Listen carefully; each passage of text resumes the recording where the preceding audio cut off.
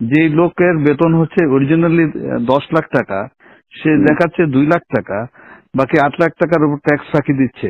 আমরা সরকারের রেভিনিউ আনে বড় একটা অংশ রেখেছি। না, এটা ঠিক আছে, এটা এটা আমরা এটা একটা তাহলে মিটিং করি আমরা। আসসালামু স্যার। হ্যাঁ, আসসালামু আলাইকুম স্যার, কেমন আছেন স্যার? আছি আলহামদুলিল্লাহ, আপনি কেমন? স্যার ভালো আছি স্যার। আমি আপনাকে একটু আগেও বলেছিলাম এখানে একটা সমস্যা হচ্ছে, হয়তো আপনার অফিসটা একটু বুঝতেছে না। ইউ সি, নর্মালি আমরা যখন ওয়ার্ক পারমিটটা দেই, ওয়ার্ক পারমিট বিডা থেকে যখন আমরা রেকমেন্ড করি, তো এনএসআই এর মেন জবটা হইলো to look at it from a security angle, that whether these people have any security risk or not, and আপনারা আপনার ক্লিয়ারেন্স দেন, ট্রেডিশনালি এটাই হয়ে এসছে।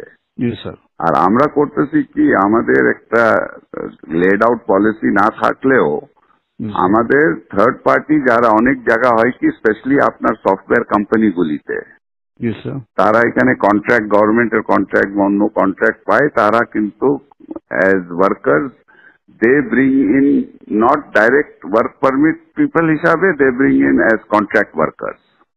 স্যার তো একটা কোম্পানি আপনার সাথে বোধহয় দেখা করেছিল, আপনি টাইম দিলে she will meet you again. হ্যাঁ স্যার, আসছিল স্যার। হ্যাঁ, তো ওটা আবার আপনি বলেছিলেন আমরা রিভিউ করে পাঠাইতে, আমি হোম মিনিস্টারকে বলে আপনাদের কাছে রিভিউতে পাঠাই দিয়েছিলাম। জি স্যার। ওটা আপনারা আবার না করে দিয়েছেন। স্যার আপনারা করেছেন না অন দ্য গ্রাউন্ড দ্যাট বিডার কোনো পলিসি নাই এটার ব্যাপারে। ওটা তো আপনাদের দেখার ব্যাপার না, পলিসি আমার আছে কিনা, that is not, you see whether the security clearance আছে কিনা, whether they are security or not secure, ওটা তো আমার ওয়ার্ক, আমি হোম মিনিস্ট্রির সাথে বিডা বুঝবে।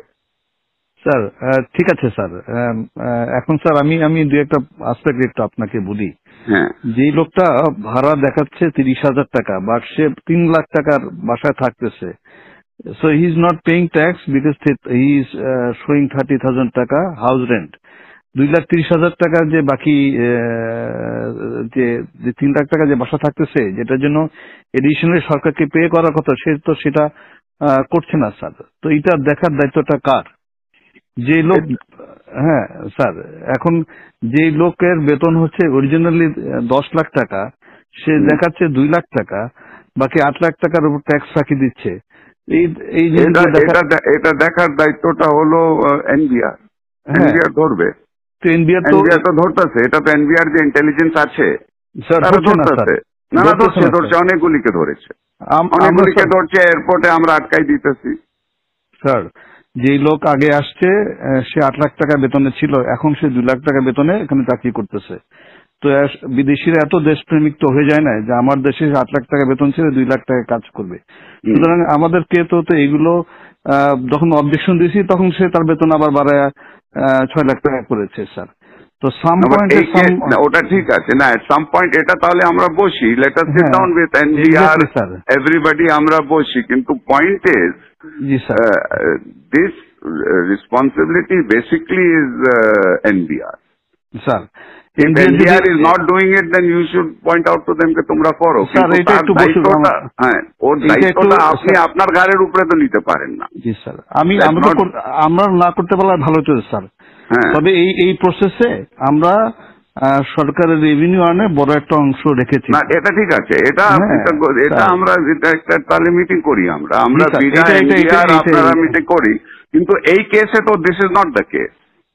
এই কেসে স্যার একটা কোম্পানি যখন একটা লোক আনে, তখন তার একটা বেতন ধরে যে তার এত টাকা বেতন, এত টাকা ধরে করবে, সেই হিসাবে যদি আবার থার্ড পার্টিকে দিয়ে দেয়, তাহলে এটাকে বিডা একটা পলিসিতে আমাদের দিয়ে দিক যে না, ইচ্ছা করলে সে আমি 2,000 টাকা, আমরা we have been giving this for a long time. হ্যাঁ, আপনি তো আমাকে সিকিউরিটি ক্লিয়ারেন্স দিবেন জুবের স্যার। আপনি এখন যদি পলিসি ম্যাটারে যদি NSI is going to say you have to dictate policy to me, then তো it is going to be very difficult. Sir এটা একটু বলা উচিত স্যার। তাহলে আমরা সিকিউরিটি ক্লিয়ারেন্সটা তাকে, সে যে বিদেশ থেকে যখন আসবে তাকে সিকিউরিটি ক্লিয়ারেন্সটা তাহলে আমরা না দিই, আমাদের কাছে না নিল, আমাদের কাজটা খুব কমে গেল স্যার। আমরা কাজ হোয়াট ইজ আপনার এখন যে হোয়াট ইজ ইয়োর টিওআর, আপনার থেকে যে সিকিউরিটি ক্লিয়ারেন্সের জন্য আসে হ্যাঁ, এতদিন তো এটা তো অনেক দিন থেকে করে আসতেছে। হোয়াট ইজ ইয়োর আপনার টার্মস অফ রেফারেন্সটা কি?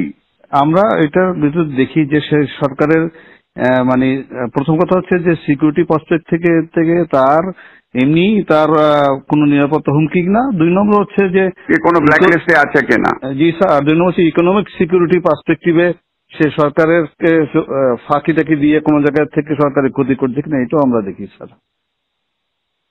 এখন আমরা যদি সরকার যদি বলে না এটা দেখার দরকার নেই, আমরা ক্লিয়ারেন্স করতেও রাজি নাই স্যার। আমাদেরকে অনেক ইম্পর্টেন্ট কাজ আছে। কিন্তু যখন একটা লোক ফাঁকি দিয়ে যার বেতন 10 লাখ টাকা, সে 2 লাখ টাকা বেতন দেখায় বিদায়ের সাথে হাত মিলায়া সে যখন সরকারকে ফাঁকি দিচ্ছে, তখন কেউ না কেউ তো দায়িত্বটা নিতে হবে। না না, বাট এটা তো আপনার ঠিক আছে, আমি দেখি, আমি প্রিন্সিপাল সেক্রেটারির সাথে কথা বলি। জি স্যার। আমার যতদূর মনে হয় দিস ইজ নট, এতদিন তো ছিল না, এটা তো নতুন, আপনি ডিজি হয়ে এই প্রবলেমটা আসছে। আমি 2009 সাল থেকে এই প্রতিষ্ঠানে আছি। I work as director external, এবং যারা এরকম ট্যাক্সের ফাঁকি দিচ্ছে এই বিষয়গুলো সবগুলো আমরা এইভাবে করে ধরেছি। এবং আমরা যখন অবজেকশন দিয়েছি, ওরা আবার বেতন বাড়ায়, যেটা লিগাল যে পায়, যে বাড়ি ভাড়া যা 3 লাখ টাকা দিয়ে করতেছে, সে তখন 3 লাখ টাকা বাড়ে ওটার উপর সরকারকে ট্যাক্স দিয়েছে স্যার। চিটাগাং পোর্ট দিয়ে স্যার হাজার হাজার গাড়ি আসে, ওগুলো আটকাই, ওরা ট্যাক্স দেয়। So I am adding value tax to the government. Although এখন বলবেন যে না এটা তো রেসপন্সিবিলিটি না স্যার। এটা যদি সরকার বলে দেয় যে না এগুলো করার দরকার নেই, আমরা কিছু করবো না স্যার। আমাদের কাছে ক্লিয়ারেন্স না পাঠাইলেও তো হবে না স্যার। কিন্তু বিডা আমাদেরকে বলতে হবে যে তারা যদি জাস্টিফাই করে যে একটা লোক বিডা যদি কম্প্রোমাইজ না হয়, আমাদের তো কোনো অসুবিধা নাই স্যার। আমাদেরকে একটু ক্লিয়ারলি বলে দিক স্যার যে একজনের জন্য নিয়ে এসে আরেকজনকে দিতে পারবে, বা 2-3 হাত ঘুরে এসে লোক কাজ করতে পারবে, আমাদের কোনো অসুবিধা নাই স্যার। একটা মিটিং হলে ভালো হয় স্যার, আমাদের জন্য সুবিধা হয় স্যার। আমি দেখি, আমি একটা মিটিং এর ব্যবস্থা করি, আমি প্রিন্সিপাল সেক্রেটারির সাথে কথা বলি। এটা একটা we need to get A clear guidance on this. এবং আমি স্যার 2009-12 বছর এই পজিশনে চাকরি করতেছি, এবং এইভাবে আমরা কিন্তু ক্লিয়ারেন্স মানে যেগুলোতে কম হয় না, আমি অবজেকশন দিয়ে আসতেছি কিন্তু। এবং এই প্রতিষ্ঠানটা একটু ম্যানিপুলেশন বেশি চেষ্টা করতেছে, এবং বাট আমরা এরকম কেস খুব রেয়ার পেয়েছি, যারা একজনের জন্য নিয়ে এসে, আমি নিয়ে আসলাম একজনকে বিদেশ থেকে, এসে আবার আর এক কোম্পানিকে দিলাম। এই কেস প্রথম আমরা পেয়েছি।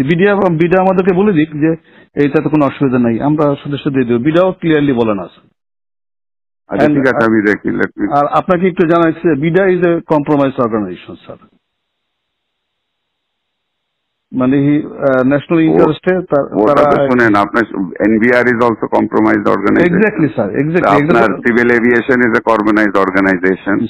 আপনার সব থেকে বড় কম্প্রোমাইজড অর্গানাইজেশন ইজ দুদক। জি স্যার। আচ্ছা, আর আপনার অর্গানাইজেশনও কম্প্রোমাইজড আছে স্যার। এখানে তো আমার বাংলারই আছে স্যার। আপনারও তো কম্প্রোমাইজড আছে। আপনার লোক যখন নিচে যায় ক্লিয়ারেন্সের জন্য, ব্যাংকের যে ডাইরেক্টরের জন্য আপনার থেকে ক্লিয়ারেন্স নেয়, আপনি যে জুনিয়র অফিসারকে আপনার গ্রামে গঞ্জে পাঠান আমার সম্বন্ধে খোঁজ নিতে, তো সেও কম্প্রোমাইজড আছে ওখানে। বাংলাদেশে কোন জায়গা কম্প্রোমাইজ না? সবাই মিলে একটু ভালো করার চেষ্টা করতেছে। সেটা করেন, কিন্তু ডোন্ট সে দ্যাট কম্প্রোমাইজ আপনার অর্গানাইজেশনটাও is compromise. I can give you examples where your people have gone and to give a clearance certificate, how much money they have charged. Sir এটা আছে স্যার, আমি অস্বীকার করছি না স্যার। তাহলে আপনি বলতেন বিডা ইজ কম্প্রোমাইজ, সবাই কম্প্রোমাইজ আছে। আর don't tell me BIDA is compromise, you are also compromise. Sir you want examples, I can give you example. Sir আমাদের টিআর থেকে এটা বের করতে দিলে আমরা উই আর হ্যাপি, আমরা ক্লিয়ারেন্স ঠিক আছে। আমি let me talk to principal secretary. I'll have a meeting to find out exactly where we are. এটা তো we have to understand it. Yes sir. Sir, thank you sir. Assalamu alaikum sir.